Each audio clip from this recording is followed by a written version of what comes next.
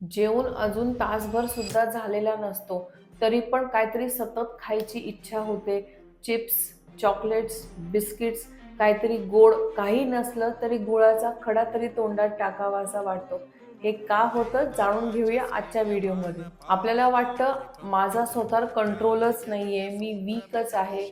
It's not actually that. Stress वाढला की cortisol hormone वाढतं. ते ब्रेनला सांगतं की मला एनर्जी हवी. मग ती energy sugar cravings, junk cravings, fatty food ह्याच्यातून येते.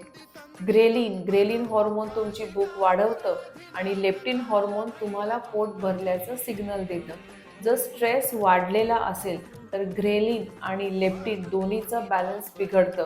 म्हणजे काय, भूक जास्त लागते आणि तुम्हाला पोट भरलंय याचा सिग्नलच मिळत नाही. हे सिग्नल डिस्टर्ब होतात म्हणून तुम्ही खात राहता आणि तुम्ही इतकं जास्त खाता till you get that signal.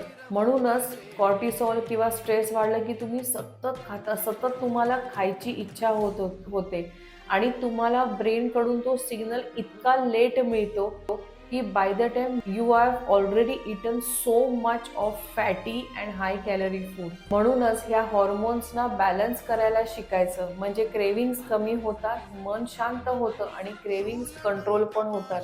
आमच्या 100 डेजच्या प्रोग्राममध्ये आम्ही प्रत्येकाला शिकवतो how to control your cravings, how to control your mind, how to calm down your mind.